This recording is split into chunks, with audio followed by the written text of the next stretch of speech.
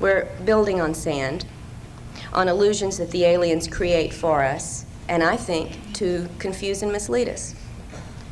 Now, this is not to say, however, that all alien encounters are virtual reality events, because there is also plenty of very strong evidence for the physical nature of many of these encounters. So to be perfectly objective, the definition of abduction would have to include any event or scenario that is generated externally for the targeted person, whether it be a physical encounter, a virtual reality scenario, or a telepathic contact. Now, a second important discovery from Ted's investigation, and this was important at least for me,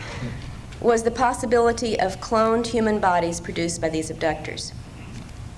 And that's the second thing I'd like to talk about briefly today. In the mid-1970s,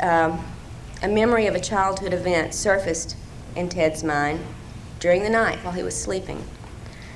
And in an altered state of consciousness, he got out of bed and went to his typewriter in the middle of the night and wrote out this memory as a story.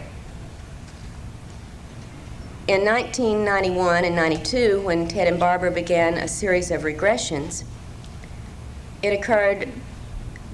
popped up in these events, this scenario that Ted had recalled as a story, but a very different version of that basic story emerged. A version in which he went through what can only be called a horrific experience, in which his original body he perceived as being killed and taken away,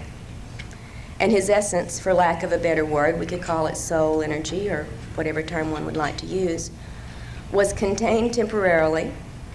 in a black box, placed on a counter,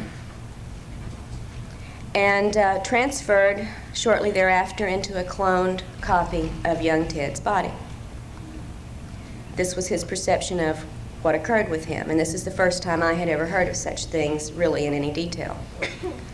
Now, when we made our external investigation, interviewing people who were part of Ted's family and friends at the times many of these things occurred,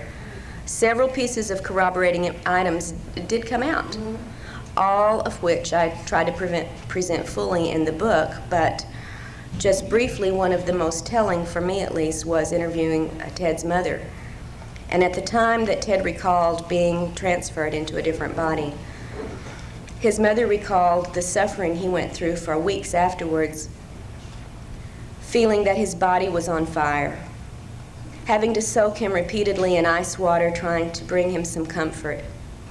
and noting that the childhood diseases that Ted had had before the cloning recurred afterwards.